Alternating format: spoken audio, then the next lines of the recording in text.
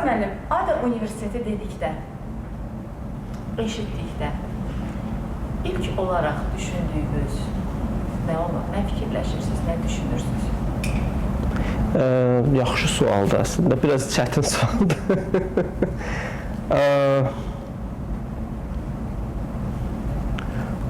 Yəni o ki əslində o cavab verməli olsam ADA düşünəndə nə ağla gəlir? İki istiqaməti var təbii ki onun. Vizual olaraq müəyyən, yəqin bir çox halda, məsələn, ADA niyə seçir bizim tələbələrimiz? O sual bizdə olur da həmişə. Orada da cavabı əslində həmən görmək olur.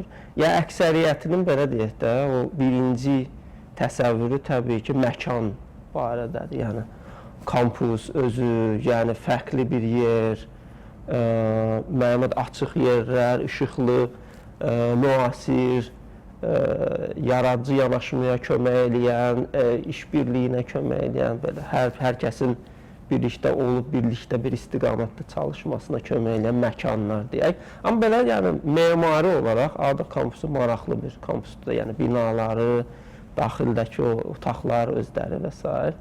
Və zənn edirəm ki, insanları, yəni, açıq deyirlər adamlar. Ki, məsələn, elə hiss var ki, Azərbaycanın mərkəzində haradasa bir Qərb Universitetində və bir qabaqcıl bir Dünya Universitetində və hər hansı bir fərqli bir məkanda. Yəni o təsəvvür. Və zənn edirəm bu təsəvvür əslində çox qalmaqundur. Çünki universitet sözünün əslində kökü elə kainat sözü, yəni universe sözü eyni kökdən gələn sözdür. Yəni bir dünya yaradılır da. Hər universitet özü kiçik bir dünyadır. Və o mənada ADA-nın da özünə məxsus bir dünyası var. Və yəni orada iki məsələ var. Orada da yəni ki, bu dünyanın yaradılması məqsədi nədir? Və ikinci məsələ də insanların bu dünyaya qoşulma istəmə. Hər an öz məqsədi olur əslində bu icmaya qoşulmaq və hər hansı bir təşkilata qoşulmaq. Yəni burada da ikinci bir tərəf çıxır ortaya, insanlar. Yəni məkan öz-özlüyündə, təbii ki, ilk ağla gələn məkanın bir fərqli məkan olması və insanlar. Yəni, hansı insanlarla birlikdə çalışacağız və ya bir icma. Yəni, hətta yenə də mən tələbə, müəllim babayıq da, yəni o mənada bizim belə tələbə, yəni tələbələrlə ünsiyyətdə çox yox. Onlar, məsələn, həm də məkana gələndə o bir hiss yaranır və sonra insanlarla ünsiyyətə girəndə də çox fərqli hiss eləyirlər özlərini. Yəni, zənn edirəm bu iki komponent hər kəsin ADA deyəndə düşündüyü və ADA-ya gəlməkdə belə deyək, o əsas rol oynamış səbəblərdən ikisidir. Və onu da qeyd etmək istəyirəm ki, yəni bəzən məsələn kolleqalar arasında danışında və tələbələrlə danışında tez-tez belə bir şey işlədirəm ki, yəni son nəticədə hər şeyi qoysaq kənara, məqsədimiz nədir? Change the reality, yəni reallığı dəyişməkdir. Təbii təhsildən daha yəqin ki, güclü bir metod yoxdur, yəni dəyişiklikləri gətirmək üçün, o öz yerində. Amma bir mənada bu balaca dünyanın içində müəyyən mənada daha fərqli, daha bəlkə yaxşı, daha mütərəqqi bir reallıq yaratmaq məqsədi var yəqin ki. Və təsadüfi deyil ki, mən şəxsən mənə qayıdarsaq, yəni ADA mənə cəlb eləyən və ağlıma gələn nədir, və ya cəlb eləyən deyək də, yəni niyə ADA-ya qoşuldu? Təbii bu iki faktor öz yerində. Amma həm də o niyyətlər, yəni niyyət nədir? Yəni ADA-nın özünün bir vision statement deyirlər və mission statement deyirlər də. Təbii ki, bu çox vacib bir şeydir. Bir təşkilatın əgər məqsədi varsa və sən o məqsədə özünü yaxın hiss edirsənsə, təbii ki, o təşkilatın bir hissəsi ola bilirsən. Yəni, əgər biz missiya və məqsəd, məram belə deyək, bəyanatına baxsaq ADA Universitetinin, oradakı sözlərə baxsaq, müəllim və alim sözü var. Yəni, müəllim və alim anlayışı ətrafında bir mütərəqqi, dünya səviyyəli universitet qurmaq məramınla bu məkan, yəni bəyan olunur ki, bu məkan qurulub. O mənada, yəni, bizə yaxın, mənə şəxsən yaxın bir şeydir. Və zənnəyən bir mənada müəllim adına bir sambal gətirən bir yerdir, deyək, və eyni dərəcədə də alim adına. Yəni, o zənnəyən hər kəsi, yəni burada olan hər kəsi cəlb eləyən həm daxildə, həm kənarda cəlb edən bir məqamdır. Və ikinci, əgər biz məqsəd, yəni vision, məram və yəni artıq məqsəd bəyanatına baxarsaq, orada da tələbədir. Yəni o cümləni əgər oxusa, istənilən birimiz veb saytımızda var. Yəni bizim son nəticədə məqsədimiz birlikdə işləməyə bacaran, dünya səviyyəli, məsələn, mütəxəssis olan, amma yenə də güclü vətəndaşlıq hissi olan, müasir problemləri həll gətirə bilən insanları yetişdirməkdir. Gözəl. Yəni, bax, bu iki məsələ zənn edirəm ki, həm burada daxildə olan, həm də kənarda olan insanları cəlb edən məsələlərdir. Məncə, biraz uzun cavab verdim, amma... Gözəl və çox ətraflı. Hətta mənim iki sualımı qabaqladınız, məqsədlə bağlıydısa, yəni ki, это super, xoş gəldiniz. Okay. Araz müəllim, bu məqsədlərə nail olmaq üçün çətinliklər, hansı çətinliklərlə üzləşirsiniz? Yaxşı sualdır. Birincisi, çətinliklərin olması özü bir yaxşı şeydir. Çünki çətinlik olmadan inkişaf da olmur. Buna mən əminəm və hamı yəqin ki, bu qəbul olunan bir faktdır. Təbii, texniki müəyyən çətinliklər var. Bizdən asılı olan çətinliklər var, bizdən asılı olmayan çətinliklər var, təbii ki. Mənə elə gəlir ki, hansı çətinliklərlə rastlaşırsınızdan daha ziyadə yəni çətinliklər olacaq, yəni o heç. Amma o çətinlikləri necə dəf eləmək, istənilən çətinlik. Çünki əslində son bir ilin hadisələri də onu göstərir ki, bəzi şeylər var ki, onlara hazır ola bilirsən, bəzi şeylər var, onları gözləməyə bilərsən, amma yenə də hazır olmaz. Yəni müasir dünya nədir? Zənn edirəm ki, yəni davamlı məncə, yəni əgər biz istəyiriksə ki, bu missiya çatır, davamlı o missiyanı sadəcə yadımızda saxlamalıyıq. Və davamlı özümüzü yoxlamalıyıq ki, yəni yenilənmə olmalıdır. Son nəticədə, yəni bu sadə bir şeydir. Əgər bir yola çıxıbsansa, çox asanlıqla o yolu çaşdırmaq olar, azmaq olar və s.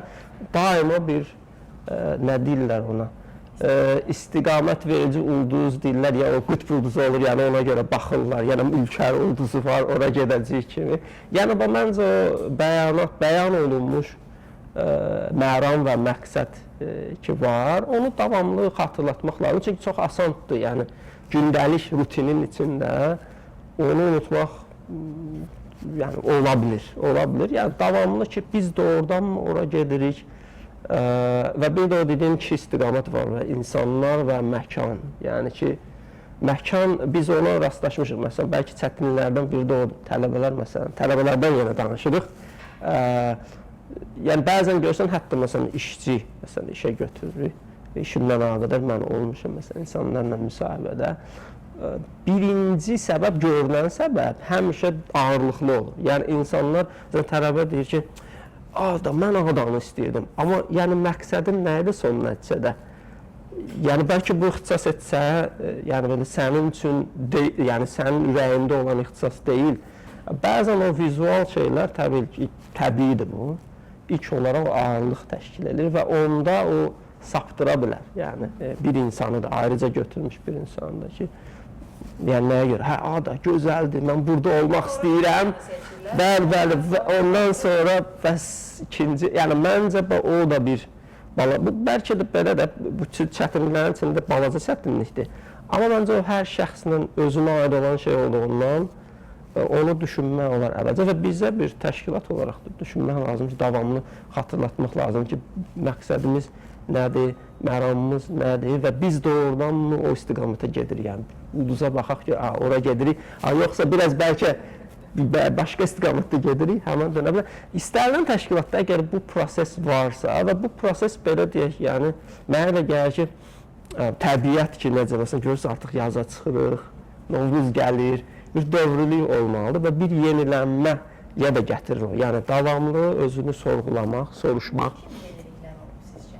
Yəni, təbii olaraq, nə kimi yeniliklər? Birincisi, yəni o məramla, məqsədlə yoxlamaq. İkinci, onlar da fleksibil ola bilər. Yəni, daim yoxlamaq, okey, Bu vaxta qədər bizim məqsəd bu idi, bu yolla nail olduq. Yeni bəlkə məqsədlər qoyulmalıdır qarşısında. Bir də təbii ki, yəni insanlar gəlir, gedir, yeni insanlar qoşulmur. Yəni necə ki bizdə məsələn hər tələbə qrupu gəlir, gedir, fakültə, yəni müəllim heyəti məsələn genişlənir, artımlı olmalıdır, düzmü?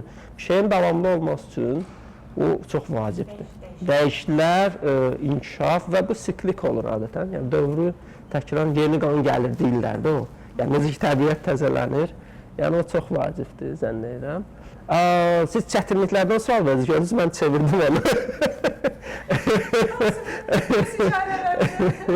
Sualları məntiqli olaraq hamısını özünüz arxacılıqla cavablandırırsınız. Yəni çətinlikdən danışmaq olar, yəni ki o da olar. Amma mən qorxuram ki, danışsa yəni çoxdur. Yəni çətinliklər çoxdur, obyektiv çətinliklər var. Məsələn, əgər məqsəddən danışsa tələbədir də məqsəd. Nədir burada? Yəni bunlar və biz hər tələbəyə baxarkən nəyə fikirləşək? Əgər o məqsədə baxsaq görürük ki, bölünür olar hissələr. Yəni texniki biliyi olmalıdır, amma komandada işləmə bacarığı olmalıdır. Beynəlxalq mühitdə əməkdaşlıq eləməyə bacarığı. Deməli, burada artıq texniki biliklər enir. Dil bilgisi olmalıdır, komandada iş bacarığı olmalıdır, ünsiyyət bacarığı olmalıdır. Bunlar hamısı gəlir, süzülə-süzülə gəlir bizim dərs proqramlarımıza çıxır. Yəni bu dərs proqramlarını biz yaxşı keyfiyyətinə davamlı olaraq nəzarət edərsək, təbii ki, o çətinlikləri də aradan qaldırarıq.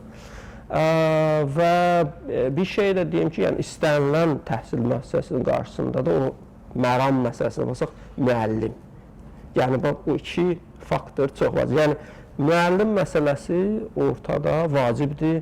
Yüksək səviyyəli müəllimləri cəlb eləmək, onların davamlı inkişafını təmin etmək, onların davamlı olaraq bu icmanın üzvü olmaq istəyini təmin etmək. Eyni dərəcədə digər tərəfdən tələbələrin də bizi seçməsinə nail olmaq, yəni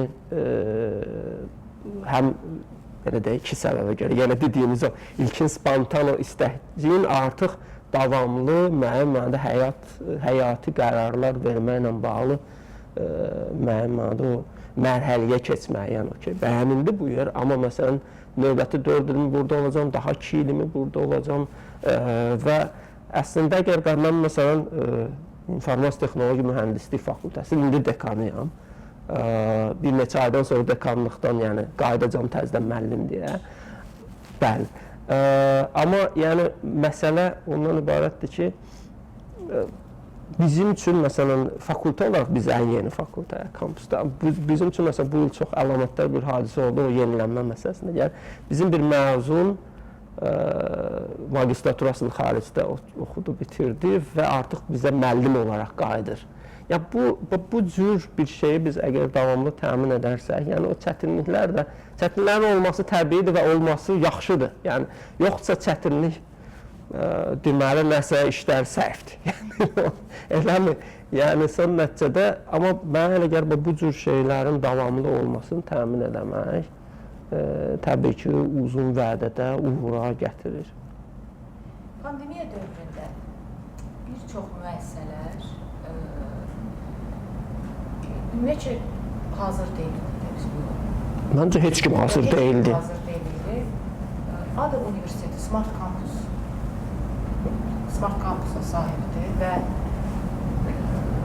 düşünürük ki, müəyyən bir faiz göstəricisi ilə biz biraz öndəydik. Çünki artıq biz bu elektron sistemləri çoxdan işlədirdik tələbələrlə və s. Sizcə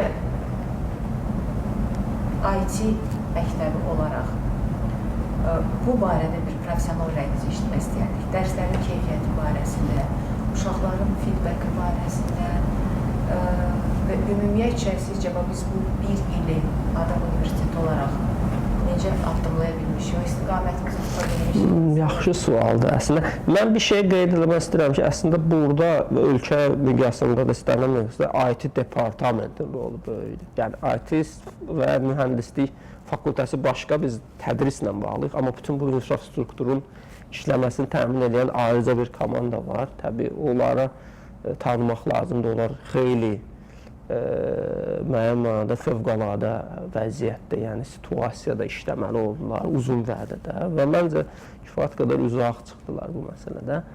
Eyni dərəcədə də, yəni demək istədiyim odur ki, bəzən yenə də biz vizual, bizim texnologiya var idi. Və məsələn biz təzəcə, məsələn əvvəlcədə mən 5 il əvvəl 6 il əvvəl qoşulmuşam, yəni Adam Universiteti 2015-ci il sentyabrında. Belə baxanda veteran deyiləm, yəni təzə qoşulmuşam bu icmaya. Yəni o vaxtda bir elektron sistem var idi, tamam, yəni təzəlikcə yeni bir sistemə keçmişik. Yəni ADA icmasında o elektron sistemlərdən istifadə yəni norma idi, gündəlik bir şeydir. Və hətta qəbul prosesindən başlayaraq ta ki tədris, imtahanlarda tutalım, qiymətlərin əldə olunması və tapşırıqların sistemə yüklənməsi hamısı elektrondur. O mənada yəni elə görünə bilər ki, biz bir addım bəlkə irəlidədir filan. Burada həqiqət payı var. Amma mən zənn edirəm ki, o faktor kimi əsas faktordurmu? O sualı verirəm özümüzə. Nəyə görə? Və əslində pandemiya bir mənada bir çox şeylərə yenidən baxma imkanı yaratdı hər birimizdə. Yəni kampus yoxdur fiziki olaraq, düzdürmü? Amma və universitet özü nə deməkdir? Yəni bu sualı zaten illərlə verirdi, yəni təhsildə olan, xüsusən əli təhsildə olan insanlar bu uzun vədəli bir sual idi.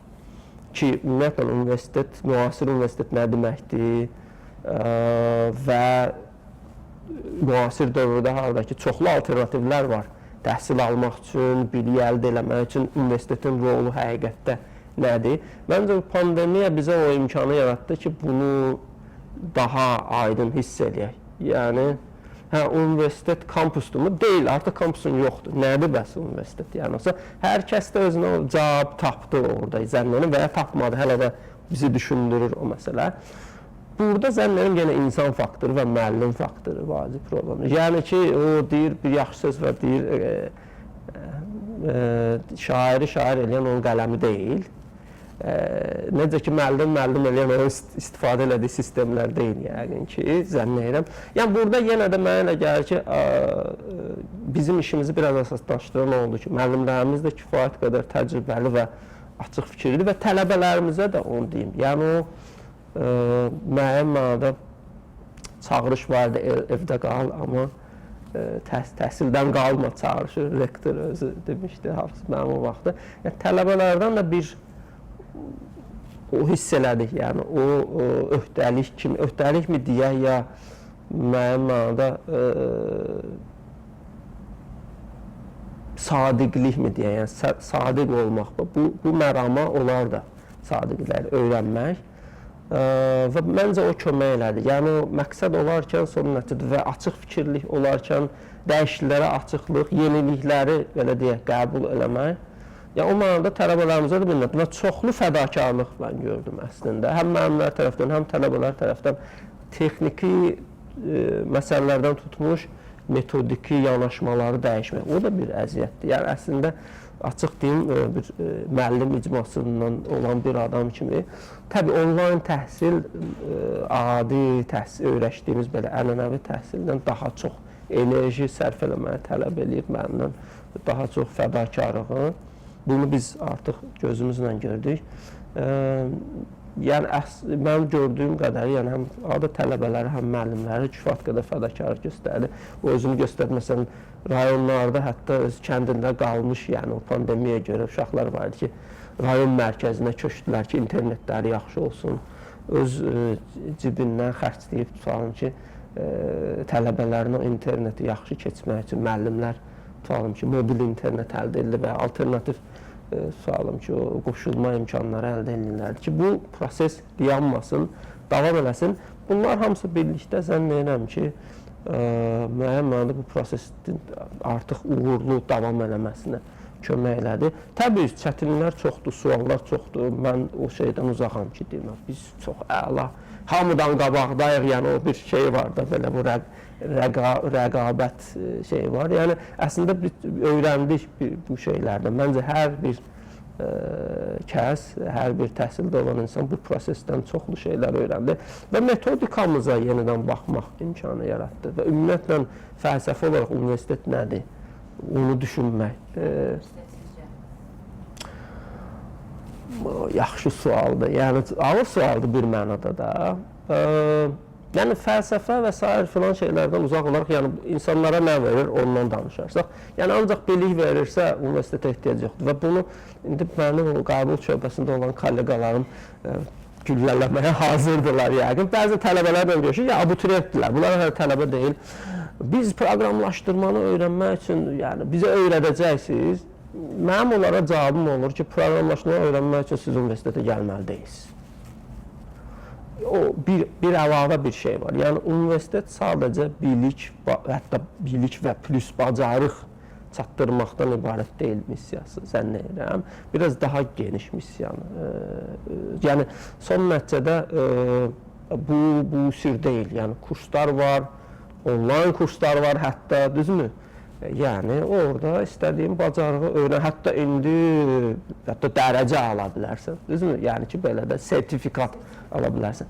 Amma universitet yəni biraz fərqli, yəni peşədən da peşəmi ya elm sahəsini, yəni sən o icmanın bir üzvü olmağa gəlirsən. İkinci, bizim məqsədimizin o bəyanatına baxarsaq, yəni burada əlavə bacarıqlar var. Məsələn, kursluqda, sonra işə götürən baxımdan baxım. Biraz xaotik danışıram, çox üzr istəyirəm. Yəni, bacarıqları əldə edib, yəni ki, amma etik insandırmı?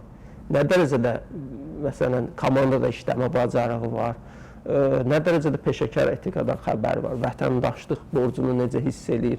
Zənnəm, bu şeylər də çox vacibdir. Və bir də bir şey ki, ona çox da fokuslanmırıq, çox təəssüf ki, mən elə görürəm.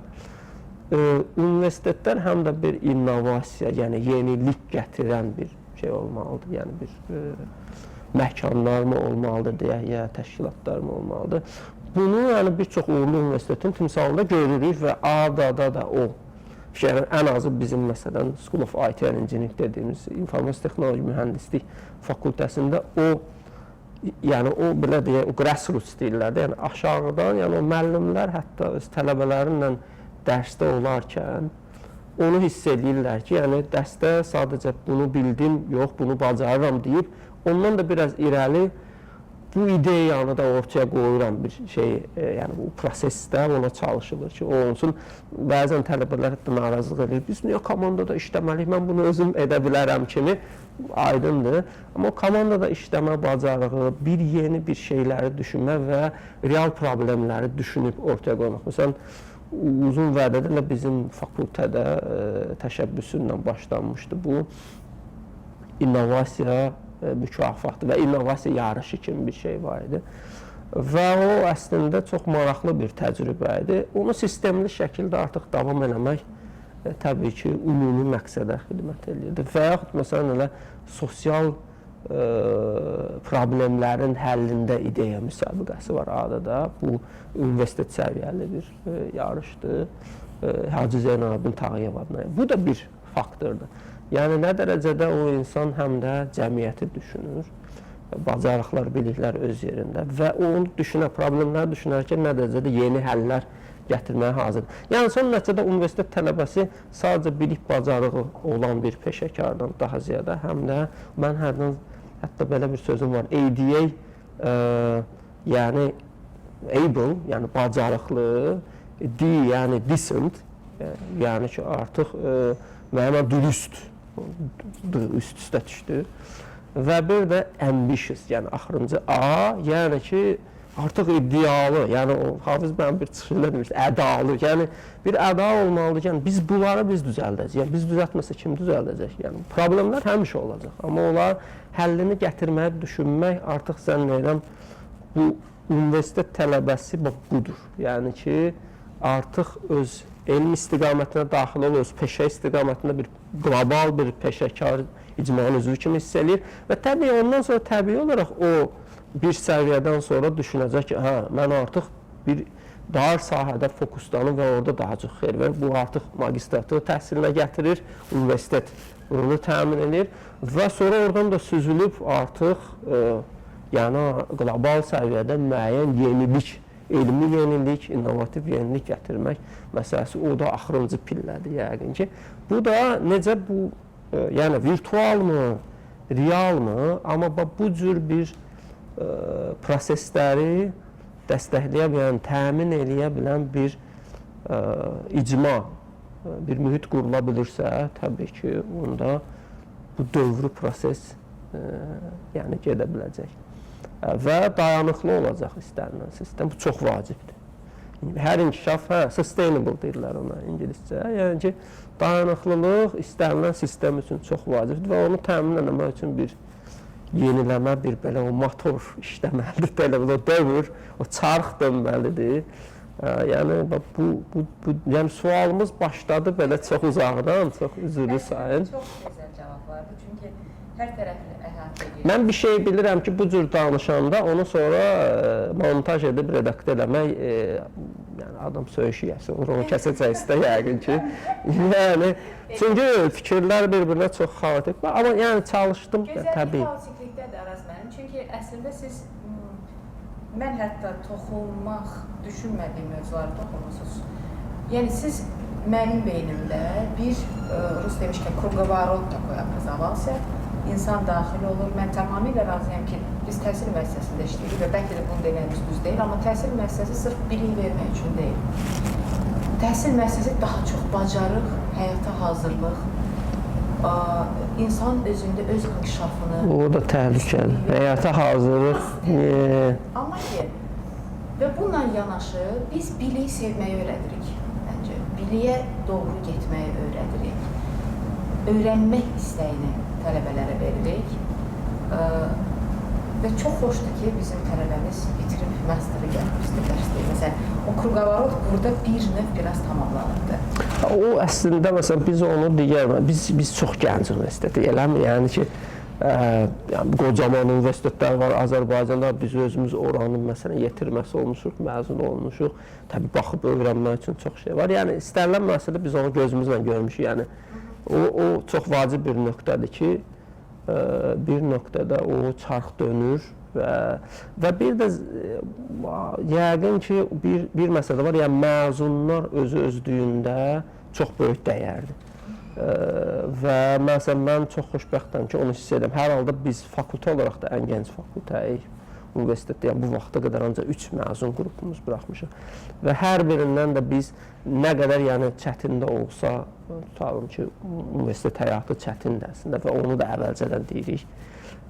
Yenə də o qəbul şöbəsindən olanlar deyir, deməyin, yəni və deməyin demirlər, amma görürəm ki, yəni çətinliyə hazır deyiliksə, niyə gələk və bizim bir hətta belə bir mədəniyyət formu. Yəni, universitetlər həm də bir o dünya dediyimiz məsələ, onun içində özünün mədəniyyəti, özünün ənənələri formalaşır.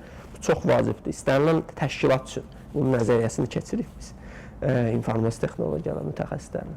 Son nəticədə sistemləri sən cəmiyyət üçün qurursan və təşkilatlar üçün. Təşkilatlar ümumiyyətlə necə işləyir, onu nəzəriyyəsi var, başa düşmək yaxşıdır. Yəni, istənilən təşkilatın bir mədəniyyəti formalaşır. Məsələn, School of IT and Engineering-də bizdə belə bir deviz çox təsadüfən formalaşıb. Stay inspired till the end. Yəni, axıra qədər ruhdan düşmə. Yəni, bu çox vacib devizdir. Xüsusən mühəndislər üçün, yəni, bunlar texniki çətinliklərlə özləşir, qeyri-texniki çətinliklərlə. Zənn edirəm, bu artıq fakültənin bir devizinə çevrilib. Onu bir tələbə çevirmişdi, belə bir şeyə çevirmişdi. Sleepless, tired, yox, ay gəlir, irritated, tired, exhausted. Yəni, yuxusuz, çox qıcıqlanmış, yorğun və tamamən bitmiş.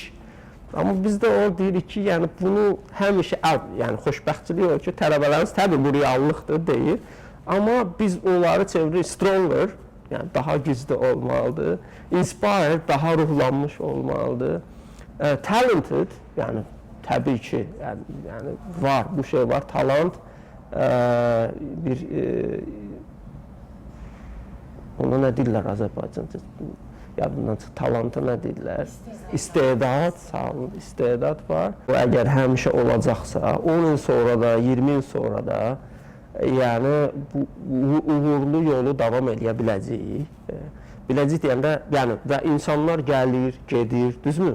Yəni bugün buradayıq, sabah burada olmaya bilərik. Əsas məsələ nədir? O məqsədlər varsa, o təşkilati mədəniyyət varsa, həmişə yeniliyə açıqdırsa və çarx dönürsə, onda zənn edirəm bu vaxta qədər əldə olmuş uğurların daha çoxu irəlidə gözləyir. Bir çox halda, bir çox şeylər təbii ki, asılıdır o icmada olan insanlardan. Yəni, bu insan faktoru vacibdir. Mən bir şey deyə bilərəm ki, yəni, adada mən 6 ildir adadayam, 2015-ci ildən bəri, yəni çox ingilislərin sözü var, privileged. Yəni, bir mənada özümü çox xoşbəxt, çox bəsit sözdür də bunun qarşısında. Yəni, özümü çox, necə deyim, yəni bəxtəvər mi deyim, yəni bəxti gətirmişmi deyim, hiss edirəm ki, çox gözəl bir müəllim heyətin içində, çox gözəl bir kollegial mühitdə işləmə imkanımız olur və bu özlüyündə bir nemətdir. Və hər birimizin də bu nemətdən bəhrələnməklə yanaşı, həm də bunun davamlı olmasına bir töhfəmiz olub, əminəm. Bu davamlı olarsa, təbii ki, bu nemətlər də davamlı olacaq. Necə ki, bir ağac əkilir nə vaxtsa, amma bar verir bir nöqtədə. Təbii ki, o ağacın böyük bir meşə olması gözəl bir vizyondur, yəni gələcəyə baxanda. Nə deyim, arzum odur ki, yəni bu müsbət şeylər artsın, çətinliklər və mənim mənada yeni qarşıda duran, tutalım ki, maniyələr də ola bilər. Onlar olacaq həmişə, amma dəf olunsun, uğurlar davamlı olsun, nə deyim. Çox sağ olun Araz müəllim. Çox xoşdur bizə. Bizim kollektivimiz sizdən bugün sadəcə çəkiliş yox, çox gözəl bir, kiçik bir leksiya mühazirə. Çox maraqlı fikirləriniz var. Mən xaotik deməzdim, sadəcə sizin müəyyən məsələlərə dəqiq elm mütəxəssissiniz, amma çox gözəl fəlsəfi yanaşmanız var. Bəli, biləsiniz ki, bu yaxınlarda Lütfüzadən qeyd eləyirdik, yəni ki, yubiley, yəni 100 illik, yəni dəqiq elmik, amma qeyri-dəqiq şeylər barədə də dəqiq fikir yürütməyə çalışırıq. Zənnəyim tələbələrimiz, inşallah bizim məzunlar da elədir, yəni həqiqətən çalışırıq ki, sadəcə texniki o bir stereotipdir, yəni texniki çox quru olurlar və əslində biz onu çalışırıq ki, o stereotipləri bizim tələbələr də qırsın. Bəli, bu reallıqdır, amma biz yəni mütəxəssis olaraq texnoloji müəyyən həlləri insanlar üçün gətiririk, təşkilatlar üçün gətiririk, icmalar üçün gətiririk. Yəni, onun üçün insanları başa düşmək, ünsiyyət qurmağı bacarmaq, liderlik qabiliyyəti olmalıdır və hər birini də, hər bir məzunumuz da mənimlə də öz miqyasında, öz səviyyəsində bir texnoloji lider kimi görürük və bir çoxları da çox xoşbəxtəm ki, bunu öz şəxsi nümunəsində göstərə bilir. Budur, yəni son nəticədə zənn edirəm ADIYA-da gözəl məzunlar, gözəl tələbələr arzu eləmək yerinə düşər, zənn edirəm bu qədər. Və bunun formulu da danışdıq o barədə, yəni zənn edirəm ki, əgər bu cür yanaşma davamlıdırsa, o çarx dönürsə, uğur məsələsi də sadəcə zaman məsələsi olacaq. Çox sağ olun. Çox sağ olun.